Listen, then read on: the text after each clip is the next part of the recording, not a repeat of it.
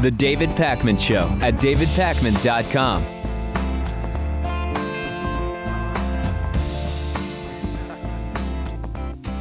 A new study says that there is 99.999% certainty that humans are a factor in the increased temperature on the planet. Or to say it another way, there is a 1 in 100,000 chance that humans are not in part responsible for the increase in worldwide temperature. This has been published in the journal Climate Risk Management yesterday. The new research is the first to quantify the probability of historical changes to global temperature being connected to greenhouse gas emissions and human activities on Earth. The research extends existing approaches that have been undertaken internationally to detect climate change and attribute it to human or natural causes. The 2013 Intergovernmental Panel on Climate Change Fifth Assessment Report said the following: it is extremely likely, defined as 95 to 100% certainty, that more than half of the observed increase in global average surface temperature from 1951 to 2010 was caused by anthropogenic human-caused increase in greenhouse gas concentrations and other anthropogenic forcings together. July 2014 was the 353rd consecutive month in which global land and ocean average surface temperatures exceeded the 20th century monthly average. The last time the global temperature was below the long-term average for that month was February of 1985. It has been almost 30 years since we had a below average, long-term average temperature. Researchers are saying that this essentially, what they did is they reran the entire series of temperatures. They reran the experiment countless times, and they came up with a probability of 1 in 100,000 that this set of data would not be in part related to human activities on Earth. Lewis, you know, the people that say maybe humans are a factor, maybe humans are not a factor, would you take a chance on 1 in 100,000? I would not bet on that. Certainly not. No. The problem is, of course, that these misinformation campaigns have billions of dollars of support behind them. While, you know, us, the scientific community, we're just not pouring that money and that influence into it. The only way I would take a shot at a 1 in 100,000 chance of something would be if I thought I had some kind of divine help coming my way. And actually, a lot of the people who deny climate change believe that God would never create a planet that would be so sensitive that stupid little humans would be able to affect it, while at the same time saying that only humans have souls and we will never, ever, ever find intelligent life anywhere else in the universe because humans are so unique. But at the same time, they're just not quite powerful enough, Lewis, in spite of being the only forms of intelligent life in the entire universe, to affect the climate. Yeah. Well, I guess if you're going to die anyway, you're going to heaven. So it still works out for you. But the Pope said that we are the custodians. I like his point of view. Bill O'Reilly, Fox News host, falsely claimed a while back, it was in May that we talked about it, that he has never experienced white privilege. And of course, he didn't understand at all in that segment what white privilege means. And white privilege does not mean that people just say, hey, you're white, have stuff. Or white privilege doesn't mean that if you acknowledge it, you have to get on your knees and beg for forgiveness from black people, for example. It just means that in many areas of life, your actions, your characteristics are not seen through the lens of race. And there are certain things you don't have to think about. So for example, in the US, most white people never have to think about, oh, if I go to this thing, this event, this person's house, am I going to be the only white person there or not, right? That's not really a consideration that exists for most white people in the United States. That's something very real for minorities in the United States. That's an example of white privilege, not ever having to think of that. When it comes to Bill O'Reilly, Lewis, I think the analogy we made back in May was his big bully persona on his program is never analyzed through the lens of him being white. But if he had the same persona and was a black TV host there's no question that he would be seen as the aggressive black man, and his race would all of a sudden be part of the lens through which his personality is evaluated. I think we said something like that a few months ago. We did. Agreed. Another example of white privilege that he seems to be clueless about is that story we covered on Wednesday. The Hispanic guy who changed his name to Joe instead of Jose and suddenly started getting job offers. Right. White people generally don't have to say, I wonder if my name alone will make it so that I don't get to the first spot in the interviewing process. Okay, so the latest from Bill O'Reilly on white privilege, the great academic on the topic of white privilege, is he says there is no white privilege, but Asians do really, really well in American society. There must be Asian privilege. Let's look at the first piece first. At that point, I compared African Americans to Asians. Back in the book segment tonight, a follow-up to my talking points memo on why some African Americans are failing in the marketplace. It's mostly about poor education, fractured families, and a culture that does not prepare folks to compete in the competitive marketplace. To make that point, I compared African Americans to Asian Americans. According to the Bureau of Labor Statistics, unemployment for Asians, 4.5%. 11.4% for blacks, 5.3% for whites. Okay, so first let's analyze that, right? Bill O'Reilly is not a stupid guy. He knows that just giving us the unemployment numbers about race actually tells us nothing. As we've talked about many times before, looking at unemployment numbers alone does not tell you anything about structural racism. It doesn't tell you anything about historical racism. And the best analysis, the best analogy I've made is, if four people are playing Monopoly, and then after an hour, a fifth player joins, that fifth player is given the same amount of money to start with, plays by the same rules, is allowed to buy hotels and houses and blah, blah, blah, blah, blah. However, because they got into the game late, they're going to have a really hard time doing well in that Monopoly game because the properties have all been purchased, the rents have been driven up, the loans have been given out by the bank, so on and so forth, to kind of extend the analogy. So just looking at unemployment numbers doesn't really tell us anything about privilege. It doesn't really tell us anything about hard work. It doesn't tell us about any of those things. And further, I would say, Bill O'Reilly doesn't show the unemployment numbers for Hispanics, which are also quite high. But the fact that they're quite high would dispel the faulty notion that Bill O'Reilly is stating, that it is African-American culture that is responsible for the high unemployment rate, because of course Hispanic culture is completely different. So conveniently, Lewis, those numbers aren't there. Let's now go ahead, Lewis. Yeah. I was just going to say also, it wouldn't appear that Hispanics are taking all the jobs if you see that they have such a high unemployment rate either. Yeah, that's another thing Bill O'Reilly probably doesn't want people to know about. Okay, so let's now go to the second part where he says there's Asian privilege. The fact of the matter is that Asian Americans have succeeded in the USA better than any other minority group. Their per capita income is higher. Their education is higher. Their family structure is more intact. So I'm saying there's no white privilege. There must be Asian privilege, because the Asians are at the top of the chart and the African Americans are at the bottom of the chart. Right, but that's too high. I think the reason that people like Bill O'Reilly so adamantly deny that there's such a thing as white privilege is they don't understand what the implications would be if they admit that it exists. And like I've said, it doesn't mean that Bill O'Reilly, if he were to admit that white privilege exists, has to get down and beg for forgiveness from minorities. It doesn't mean that he needs to, I don't know, hire only minorities at his place of employment. It doesn't mean any of those things. It means Bill O'Reilly recognizes that there are certain areas in life in which the whiteness of someone is transparent. It is just not a factor.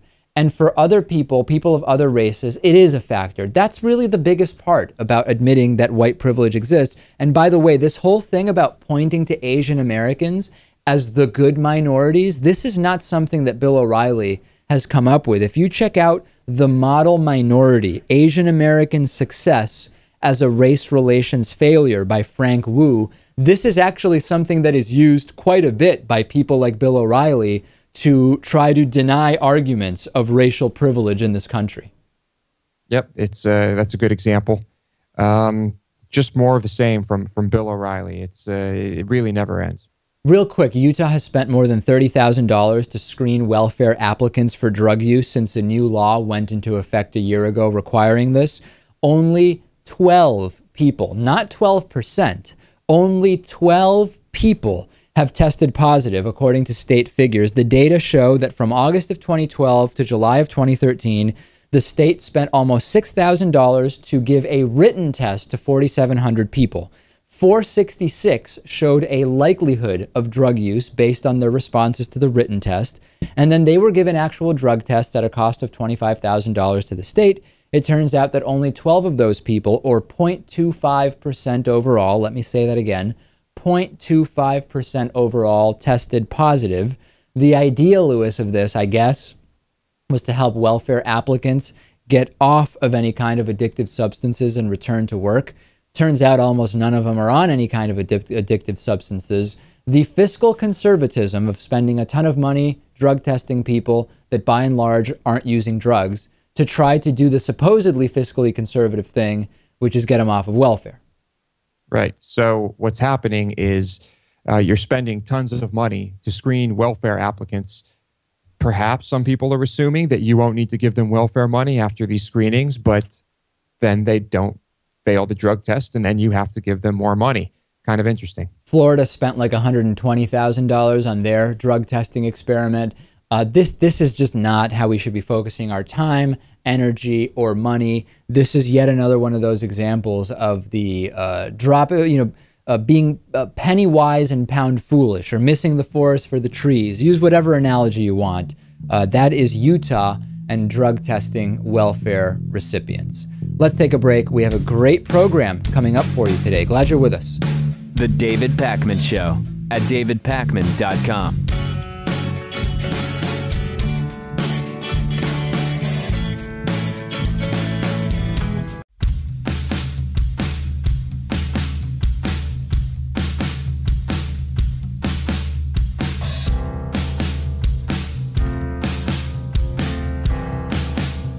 Welcome back to the David Pakman Show.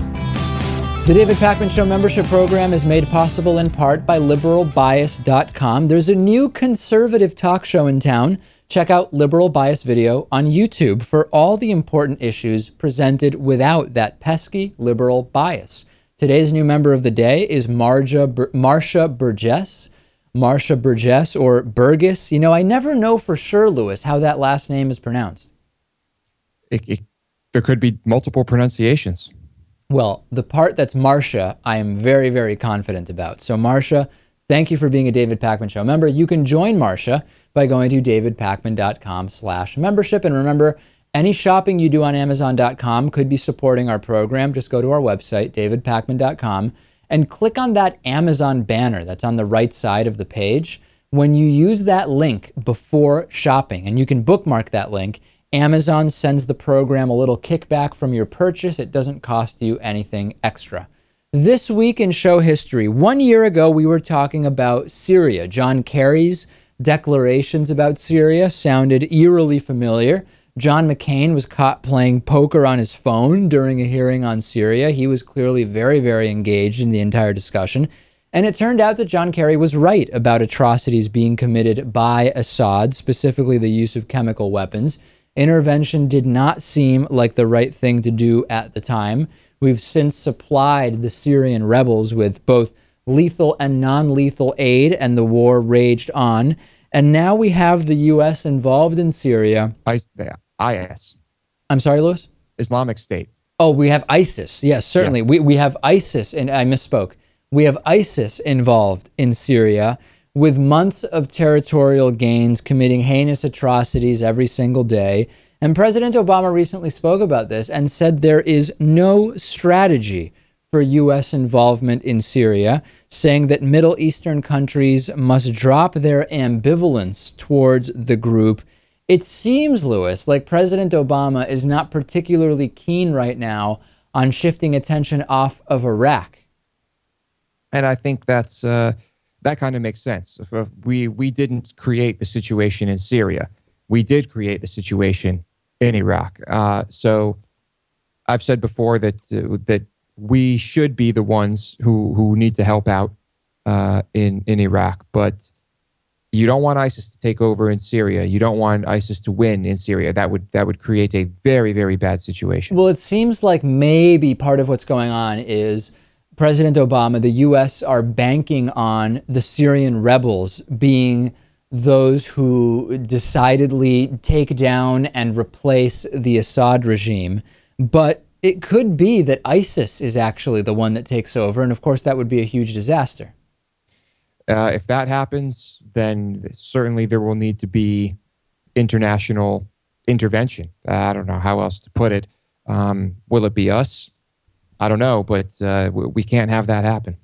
Also, about 1 year ago this week, authorities said that a, quote, strategically significant terrorist attack was being planned by Al-Qaeda. And we wondered at the time about what the goals and objectives and effect of making such threats of violence public had. And I think, Lewis, at the time, our consensus was it's basically a PR campaign, right? When the U.S. announces that there has been a significant and specific attack plan, you can do one of two things, and maybe even sometimes both. Number one, you can maybe get the American public to be more accepting of whatever it is that you want to do in response, which, as we saw with 9/11 in Iraq, is not always a response that has any logical sequence, but it is a response in some kind of ambivalent sense. The U.S. public will be more okay with that. Or number two, it simply increases positive opinion about, oh, they found out, they knew about it, they prevented it, the government's doing a great job. And it could be both of those things. Who knows if this attack was even real, right? We haven't heard anything else about it since. Did they stop it? Are things still underway? Are they still trying to figure it out? Who knows? I feel like they're playing this PR game. Yeah. And I'm not sure if it's working. Do you want to scare the people into thinking that they need the government and they need this defense spending and the NSA spying? Are they willing to sacrifice their privacy because they feel it's keeping them safe from a terrorist attack? That's the question. Well, I think it definitely is in the government's best interest for people to have some level of fear, because certainly if people had no fear at all of terrorist attacks, there would be fewer policies that people would say, well, I'm not really sure about how safe we are, so let's keep the drones or keep the NSA spying or whatever. So I think there's definitely a connection between some level of fear and people standing aside as the government kind of furthers its objectives. At the same time, I don't at all buy into the deeply conspiratorial notion that the government as an end has the idea of keeping people afraid as a kind of part of compliance. That to me is just a little bit dark, and I don't, not that the government doesn't do things that are dark, but I think that goes beyond where I am, at least in my head. Agreed. Certainly we know that the military-industrial complex wants people to be afraid. They want that money to keep flowing. In the same way that the firearm industrial complex sells more guns when people are afraid. Exactly. And I think on occasion, our government is crying wolf with these terrorist attacks and these plots and this type of thing. But I guess it seems to be working. 3 years ago this week, it was Labor Day, the same way that it was earlier this week, and Republicans were cheering bad jobs numbers with the hope of course, using them against Democrats, using them against President Obama. The Republican idea that anything bad that's currently happening in the country is a good thing because it can be pinned on Obama continues now. So we saw this 3 years ago, Lewis, and it keeps going on. The only problem is the numbers as far as jobs go are less. They're not as useful to Republicans as they may have been some years ago, because the economy has added somewhere between 4.5 and 5 million jobs since President Obama took office in 2009. That's a net gain of jobs, by the way. By comparison, George W. Bush had a net gain of about 1.5 million jobs. The fascinating thing to me, Lewis, and I never hear Republicans talk about this, Republicans want small government. Public sector jobs have been reduced under President Obama.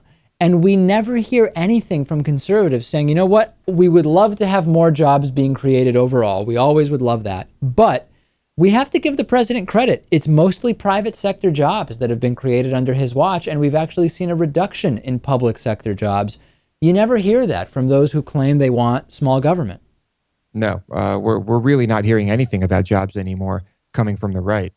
On top of all of this, corporate profits are soaring, like we've talked about. And it's just, I don't know. They have to focus on other things like immigration. Well, the funniest thing, Lewis, is you're rightly pointing out that Republicans are now focused on immigration and spying, NSA type stuff. The funniest thing is that the law which allows the Central American children to stay in the U.S. was signed into law by George W. Bush, but now that's the focus of criticism on President Obama. And the NSA-related stuff was mostly created, crafted, and signed into law under George W. Bush. Yes, President Obama expanded and or reauthorized some parts, but all of this stuff started or was drastically expanded under George W. Bush. And now Republicans are so desperate to find stuff to criticize President Obama about. Not that there's any shortage of stuff. It just seems Republicans are focused on the wrong stuff, that they're blaming Obama mostly for things that Republicans oversaw. I remember early in his presidency, he was even being blamed for the recession, right? Which is incredible. So it's, things are getting pretty desperate now. So no change over the last 3 years as far as that goes. Excellent program coming up today. We've got a great interview for you. We have audience questions that you will not want to miss. The audience questions segment continues to be just so popular. People just seem to love it. You can send us your questions via email by going to davidpakman.com and clicking contact us, or via voicemail 219-2-DAVID-P. Leave a voicemail, say I've got a question for the Friday show, and we will do our best to answer it. The David Pakman Show at davidpakman.com.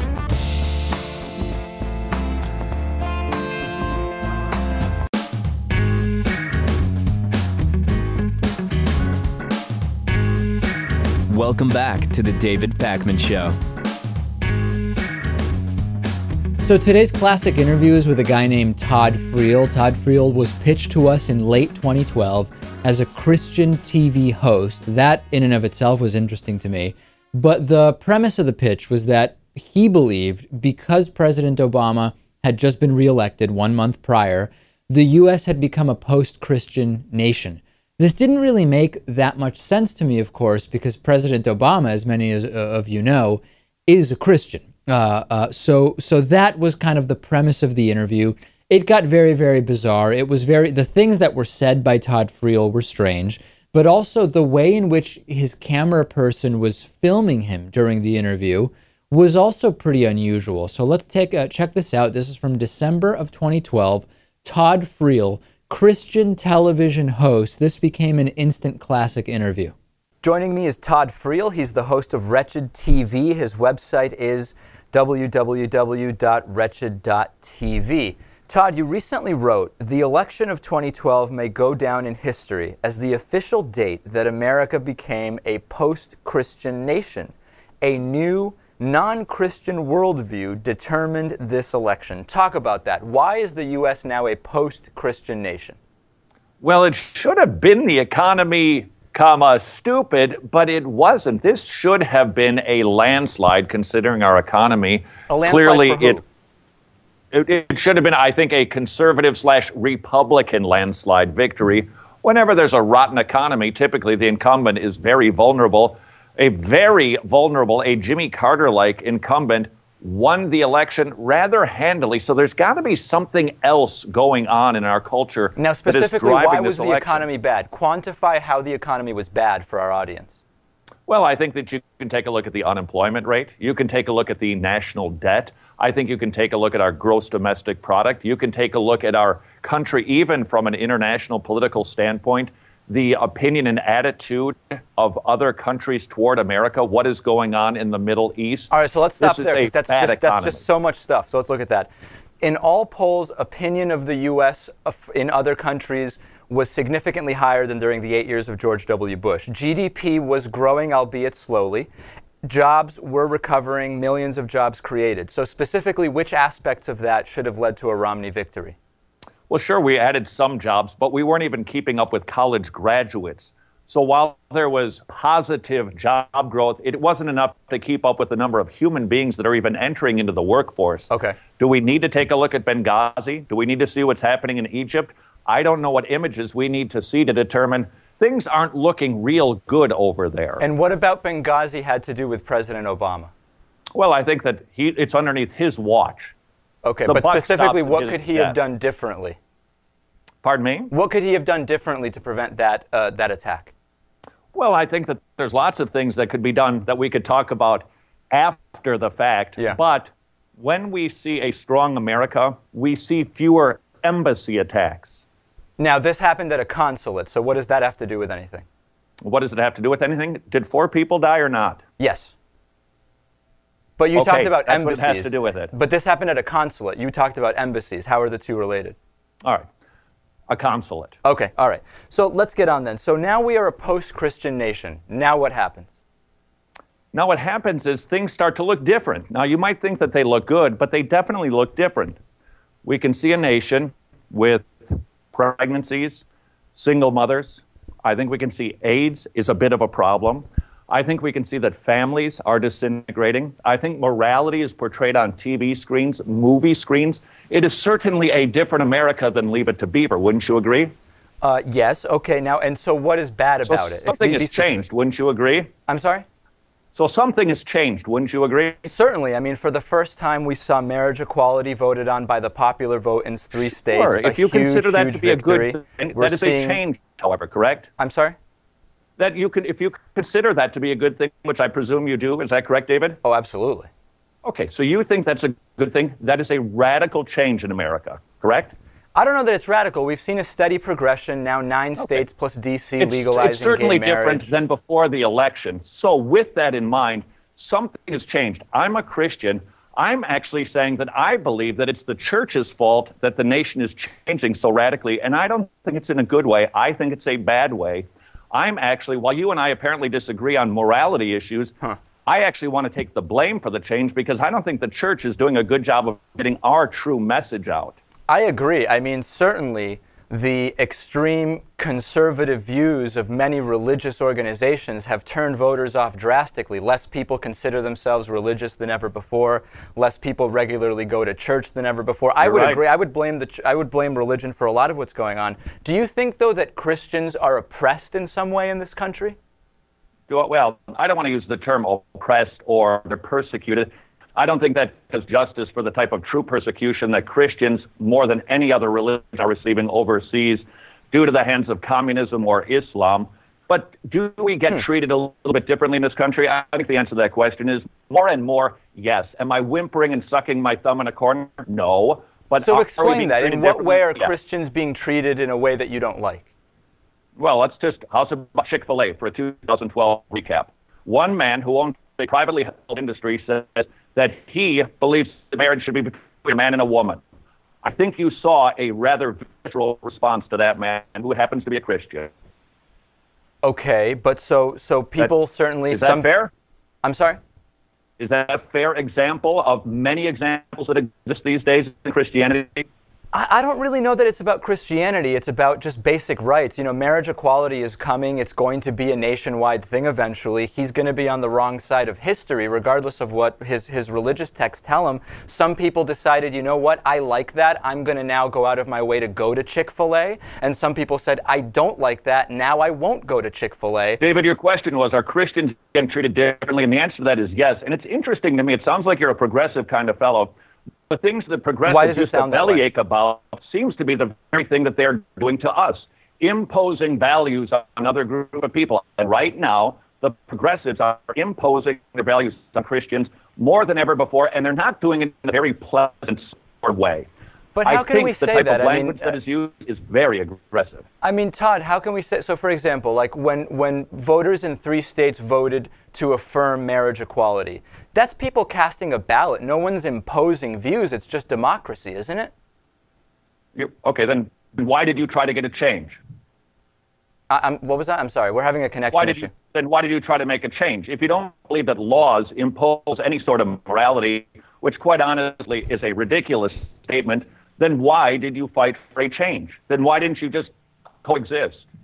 Well, that's the thing, because people were actually being discriminated against. Murder is morality. Rape is morality. Child abuse is morality. Somebody is going to be imposing the morality on somebody. The question is who. And predominantly right now, I think the progressives are indeed winning because the church right now is not behaving the way that the church should be behaving, and we're not getting our message out. David, let me take this chance to say, I think that we've done a bad job of dealing with the gay issue. I agree. We have sounded like Sean Hannity and Rush Limbaugh too much, and we should be sounding like Christians offering a message of forgiveness, not just you people are wrecking the country. So you believe gay people need to be forgiven because it's a sin? Is that what I'm reading into?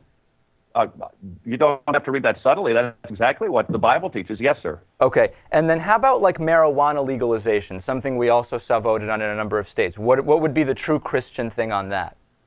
Well, it's a bit of a complex issue in that the Bible doesn't use the word marijuana. So when we look for the Bible to give us a direct teaching, we don't have one. So we need to take a lot of different looks at the Bible to see what it says. And basically, overall, the Bible teaches that a Christian, an individual, should be in control of his body. His mind should be sharp, sober-minded. I don't think that marijuana contributes to that. Therefore, I would say thumbs down on marijuana. And historically, that has been the church's position on cannabis. Okay, and then how about on pornography? How's about pornography? Do you think pornography is a good thing, David? I think it's one of these things that is not to be regulated and made illegal. If Do you think it's a good thing? That sounds like a moral judgment. I think there's nothing wrong with pornography. You're not making moral judgments, David? Seriously? I think there's nothing wrong with it. Okay, so you think that it is good that women are portrayed in that fashion? No, what I think is not the business of the government is to outlaw pornography. That get looked at by complete strangers. You think that's good? I'm sorry, what was that? You think that women being treated like sex objects, that is morally neutral? Listen, if you're asking me would I want a potential daughter of mine to be in porn, that's a very different question than whether I think that the government should be regulating that pornography. If people are consenting to be in a movie, that they shouldn't be allowed to do that. In fact, that's kind of really the conservative Republican idea, isn't it? The free market should dictate. I thought that was what you guys were all about. Mm-hmm. Yeah. Well, let's not be straw manning with our arguments. We dictate lots of things all the time. I know. Right. David, are those women in pornography, are they not somebody else's daughter? Yes, they are. Don't you care about those girls? I do, but it's not my business what they do, and I don't think it's the government's business, much the same way that when we're talking... So you don't care about anything? I'm sorry, Todd? So you don't care about anybody and their behavior? Are you opposed to rape? Of course. Why? Because somebody isn't consenting. Ah, so it's consent that is the issue. Consent's so if a big there's a girl issue, who's in pornography that was brought there through the sex trade, are you opposed to that? I'm opposed to the sex trade, yes. Okay, so it's just consent that's the issue. There's nothing moral about anything in your opinion? It's just consent? Todd, I mean, if we're talking about straw man arguments and reduction to the absurd, this is kind of a textbook case, isn't it? I don't think so, but apparently you do. Todd Friel is the host of Wretched TV. I want you to check out his website, wretchedtv.com. There is certainly a lot of material there for people to analyze and go over. All the information is there. Todd, although we didn't agree on much, I do appreciate the conversation very much. I don't think we agreed on everything, but I don't hate you, David. All right, very good. Thank you, Todd. The David Pakman Show at davidpakman.com.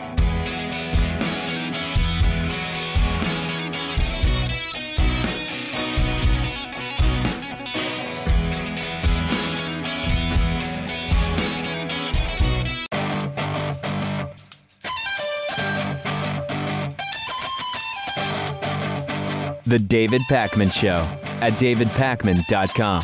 All right, it is time for audience questions. Questions you have for us, you can email them by going to davidpakman.com, clicking on Contact Us, sending your question for the Friday show, or leave it as a voicemail, 219-2DAVID-P. Here is a voicemail question. Let's take a listen. Hey, David, I had a quick question for you. I was wondering, guys like Rush Limbaugh, Glenn Beck, Alex Jones, a lot of these guys have built multi-million dollars, and in Rush's case, hundreds of millions of dollars worth of, media empires. So, they've been able to be very successful in broadcasting. So I was wondering, do you have any respect whatsoever for guys like Rush Limbaugh or Glenn Beck? Or do you think that they're just complete buffoons and lunatics and out-of-control right-wingers? I think that they are lunatic, right-wing, out-of-control buffoons in terms of their political views, no question about it. But of course, I can't deny that they've done a very, very good job of building a business around their right-wing buffoon ideas. And Rush Limbaugh actually, if I recall correctly, developed the concept of, instead of a program selling itself to a radio station, so a radio station pays the show in order to broadcast a program, Rush Limbaugh said, oh, I'm going to give the show away, and in exchange, the audience that I get from that station, I can use that to increase the sale price of advertising on my show. So that makes perfect sense, and that's the model for this show. We give the show away to radio stations. We're not actively doing that great of a job of monetizing on the advertising end, but it's what's called a full barter, and that makes sense. At the same time, Lewis, I can't help but feel that part of why they've been able to build these media empires is because they're selling simplistic ideas that are obviously ridiculous but appeal to the masses. So in a sense, I understand that they've built this model, but I feel that they've built it in part by selling lies to people who would rather believe what's simple and comfortable than actually looking for real answers. Yeah, using the right words here is important. I will admit that they are very good at what they do. No doubt. Maybe even talented is the word. Yes, let's say that. They're talented. But do I have any respect for these two particular individuals? I have zero respect for these two individuals because I believe one of them is essentially just a snake oil salesman. The other is a fearmonger and a hate breeder. And I think what they do is very harmful to this country, very harmful to other people. So there is zero respect. And I wish they were not on the air because there's nothing good that comes from it.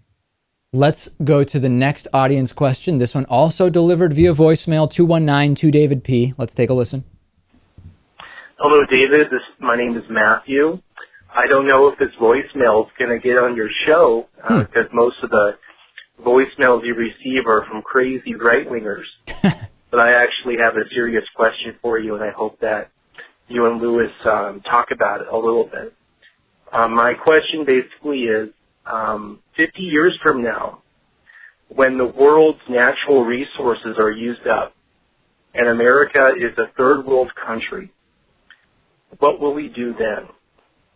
Do you ever think about how our modern conveniences that we take for granted are unsustainable and how we will have to dramatically change the way that we live when they're no longer available? All right, that's all I had to ask you. Thank you. Yeah, very good question. Okay, so do I think about the fact that our current level of consumption would inevitably lead to having to live without some of the modern conveniences we're growing accustomed to? I think about that. Certainly, I think about the fact that this level of consumption of this type of, particularly of fossil fuels, is not sustainable. However, I remain optimistic, Lewis, that if we can, number one, tailor our consumption slightly, combined with number two, developing alternative renewable forms of energy, and number three, making the technology around many of our modern conveniences increasingly efficient so that it uses less of our hopefully increasingly renewable energy, that we would have lifestyles as the human race in 50 years that will not feel like they are not as comfortable as those today. Now, does that mean that the number of SUVs is going to be able to continue growing at the same rate as it has been, or cars? Actually, SUVs have, I believe, tapered off a little bit. Hopefully in 50 years, we'll be moving away from this horrible, dangerous system that we have of how people drive around in cars anyway. So I do think about the 50 and the 100 years off quite a bit, but I'm not in the mode of thinking everything's going to be the same, except we'll have less fossil fuels, and thus people will be with fewer modern conveniences. I think there are going to be many changes to society over the next 50 to 100 years, and it's not going to be as simple as, oh, everybody's going to want the exact same situation as today, except we're not going to be able to do it because of lack of fossil fuels and natural resources. I'm hoping that as a society, we're going to move away from a lot of that stuff anyway and kind of rethink how society is structured. You are very optimistic. I'm somewhat optimistic in that as we run out of things and things get worse, we tend to not do things until we have to. And that's exactly what's going to happen. We're going to have to do something differently. That also means that Exxon, Halliburton, BP, they are all going to have to, GE, they're all going to have to do things differently too. So that's the only reason I'm optimistic that we will have solutions to the problems we're going to face. You think it's because there will be money to be made from those solutions? There will be. There will be. There will just be no alternatives. Alternatives are going to be the only alternatives. Let me try putting it that way. And it's scary to think about. Sometimes I do think about, well, what if I go over to the faucet and turn it and nothing comes out, or some type of licorice-smelling black sludge comes out? I think about that stuff all the time, and it's not pleasant. Yes. So I guess the answer, the answer I guess is yes, we think about it. However, I'm hoping that we are really going to move away from many of the illogical aspects of our society over the next 10, 20 years, and that hopefully will coincide with further technological and medical developments. You think I'm just too optimistic, Lewis? I wouldn't say too optimistic. You're not saying that everything's going to be fine. I guess I'm just a little less optimistic, but still hopeful. Third audience question today is from Eric. It was submitted via email. Eric says, do either of you, Lewis or David, have any trinkets or numbers or habits that you consider to bring you good luck? I really don't know of I can't think of offhand. I mean, in terms of trinkets, definitely not. I don't have any physical items that I think of as bringing me good luck. Numbers, I don't really have any situation where I need lucky numbers. I don't play the lottery. I don't gamble. So I don't know of a situation where I would need a lucky number. At least it hasn't come up. And in terms of habits, not really. I think maybe the problem, Lewis, is that I just don't seem to be that bought into the concept of luck. That's probably it. I think, I guess I'm the same way in that I don't have any, I've never had a good luck charm. I don't associate any numbers that I would use with good luck. That doesn't mean that there aren't numbers that I use that just mean something to me and I decide to use them if I'm filling out a little lottery thing or something. I may use the same numbers just because those are the numbers that come to mind. Do I actually think they're going to bring me luck? No. Let me ask you this, Lewis. If you were to play roulette right now, which I think has the numbers 1 to 36 and 00 or 0 and 00, I believe, is there a number, like, do you know right away what number you would play if you were to choose a number from those? No, I would just look at the wheel and I would pick whatever number is speaking to me at the time. Okay, yeah, I also don't have any particular number. I mean, maybe I would pick, I don't even know. Honestly, I wouldn't even pick a number. I'd put it on black or red. That's what I would do. Oh, I see. Okay, well, that's a completely different situation altogether, Lewis. Okay, yeah, I don't know. I know a lot of people who have certainly numbers that they would play. I guess if I were to play the lottery, I would probably play numbers connected to my birth date, right? I mean, I would just, I don't know, right. February 2nd, 1984, I would think of something. Would I play 2, 2, 8, and 4, or what would I do? I guess I would do something like that, but no, I apologize. I don't have a more exciting answer to this.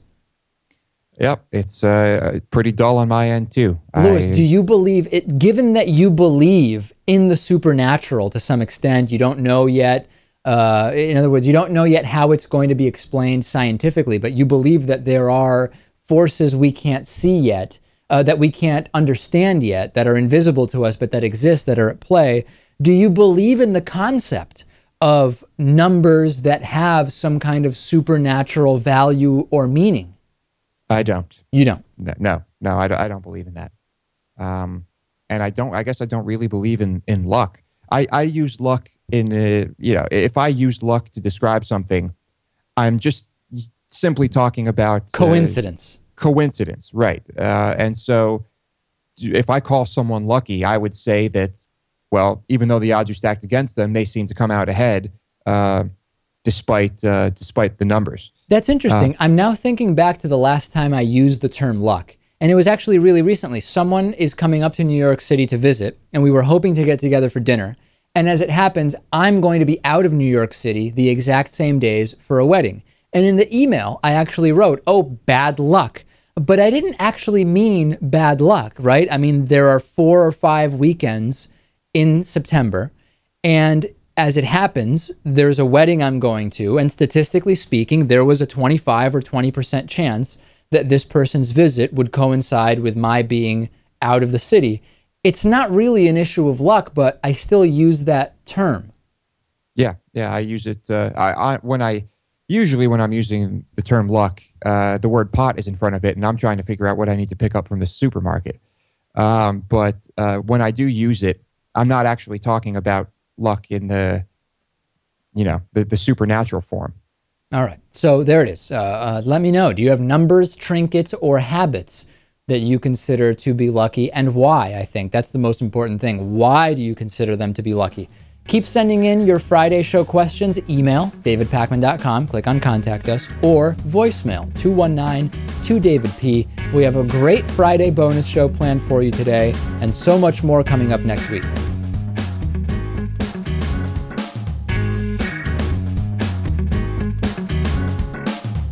The David Pakman Show at davidpakman.com.